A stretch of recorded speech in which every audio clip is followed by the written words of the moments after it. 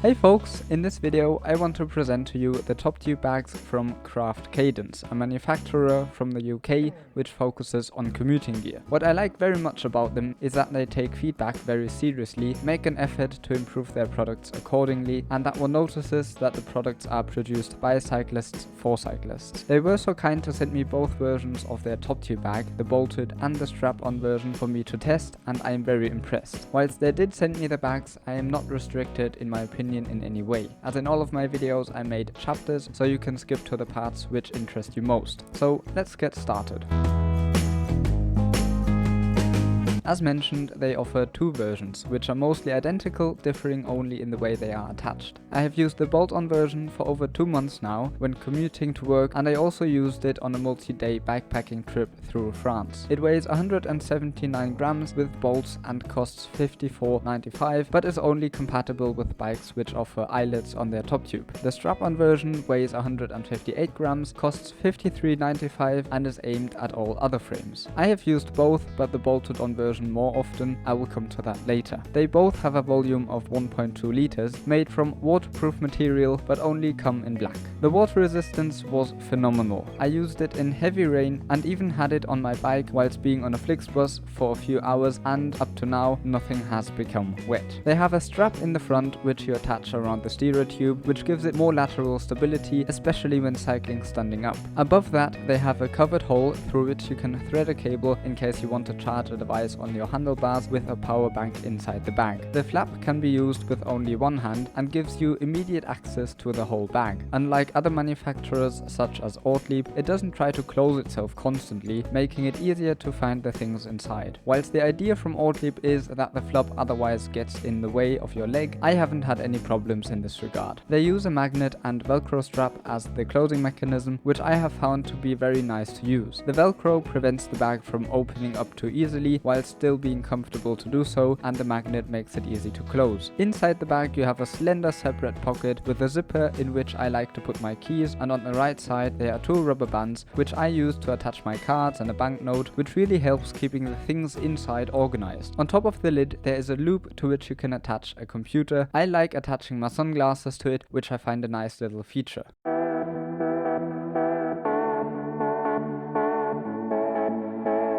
For mounting it to the top tube, it offers multiple holes so you can set it up depending on how far away the eyelets are from the stereo tube. I recommend to set it up so it doesn't rub against the stem and that there is enough room to route a cable through. To mount it, you have to take out the original bolts, then lay the hard plastic sheet into the bag and align the holes. Then use the bolts that come with the bag, stick them through the sheet and the outer material and tighten them. Lastly, attach the mesh onto the hard plastic facing the Velcro strips downward and attach the front strap to the stereo tube. Craft Cadence has really thought this through. Because the screws only tighten the bag in the middle, the hard plastic sheet provides it with more stability at the sides. The screws are especially good because the big rubber washers spread the pressure from tightening the bolts across more material. And lastly, the soft sheet is great because it covers the heads of the bolts, therefore adding a layer of protection, and it reduces rattling. Mounting it is pretty straightforward. You place the bag on top of your top tube, then lace the straps around it and tighten them. Lastly, attach the strap at the front to the stereo tube. The reason I use the strap-on version less is because it doesn't fit many of my bikes. The problem is that the straps are so long that when trying to attach them, the hooked part of the Velcro either hardly or doesn't touch the looped part at all, making it impossible to fasten tightly. I tried on my Stevens Scavea, a Decathlon Triben Gravel 520, and a Lift Tempt, and none of them had a top tube with a large enough circumference. The only bikes I was able to attach it to were my road and cross-country bikes, which have large enough carbon top tubes with a circumference of 14 centimeters. You need a circumference of 13 centimeters to have a 2 centimeter overlap of the hooked and looped Velcro side. I wrote Craft Cadence and they agreed that the straps are rather long, only fitting more modern bikes and many e-bikes. If you have this problem, you can solve it by putting some foam in between the straps and the top tube, thus thus increasing the circumference to be able to fasten the straps correctly. On some bikes, the top and the down tube connect relatively early. That is often the case with e-bikes which have large tubes, because the front strap, which attaches to the top tube and therefore the whole bag, can't be set any further. It is impossible to attach the strap in the front to the steerer tube. The bag is very stable even without the strap in the front, but it does help to prevent lateral movement. Compared to the bolt-on version, it doesn't need a hard plastic sheet to stabilize it. That is because it is being held stable by the straps that are attached on both sides. Also, the layer of protection is already integrated into the bottom, preventing harsh hits to your top tube from things inside the bag like a power bank, and reduces rattling. Another factor regarding the stability. Generally, strap-on top tube bags are less likely to rotate when attached to an oval top tube. In case you have a round one, as is often the case with steel, they are more likely to rotate over time. On the oval-shaped top tube of my bikes, it stayed very steady.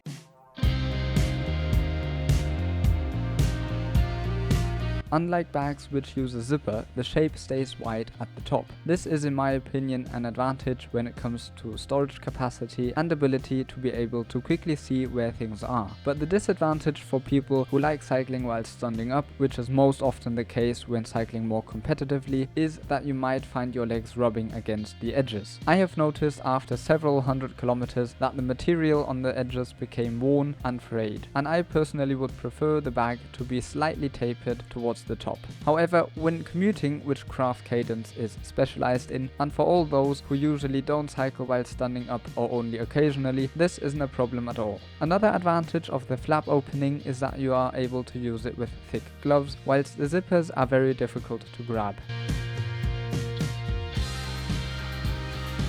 I have made a whole video about this, but these are the most important differences between these bags. The bolted-on version is less prone to slide because it is held in place by screws. The strap-on version on the other hand uses Velcro straps instead, and because these are inflexible as opposed to self-tensioning elastic straps, can't be tightened as tightly. A possible solution would be to have a only slightly elastic material so as to avoid wear over time, upon which the Velcro strap is mounted. This would improve its lateral stability. Again, if you commute and don't cycle while standing up frequently, this also shouldn't be a problem for you. Because it is more likely to rotate, it will rub against your frame and damage the paint over time. I would also argue that the strapped version is more liable to be stolen, and if you have a frame bag which has a strap positioned between the bolts as I do, the bolted version also makes it impossible to quickly take this off. I would only offer the bolt-on version and sell a separate adapter which offers two eyelets like the Oatly fuel plug does, so one can attach the bolt-on version onto frames without eyelets. The idea being that one only has to buy one bag which fits to all of one's bikes, whether with or without eyelets, and has the benefits of it being bolted on, as I explained earlier.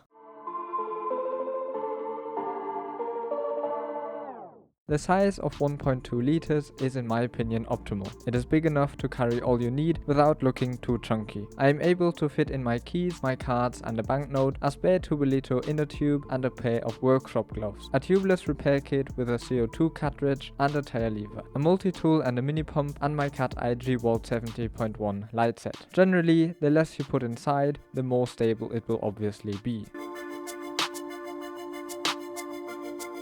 Overall, I find the bolt-on version to be very well thought through and I can highly recommend it. The strapped-on version is also great, but it needs to improve its straps. It would be great if Craft Cadence were to provide two lengths of slightly elastic straps to choose from to accommodate top tubes of most circumferences, or as I suggested, only offer the bolt-on version and a separate adapter. They could also improve the seamless stitching or the material used at the edges of both versions so it doesn't fray. Be sure that the circumference of your top tube will allow you to fasten the strapped-on version tightly and it will work without any problems. Compared to the Oatly fuel pack, they do tick all the boxes which I had missed, which were the strap in the front for more lateral stability and a flap that stays open, whilst at the time of me making this video even being 10 euros cheaper. If you are looking for a top tube bag which uses a flap opening and want to use it for commuting or tours, these bags are great value. The ease of use and the attention to detail is impressive. What's your opinion? Let me know in the comments down below. If you liked this video, give it a thumbs up, and if you are interested in bicycle gear and bikes in general, consider subscribing to my channel. Thanks for watching, enjoy your day with a nice ride, and see you soon.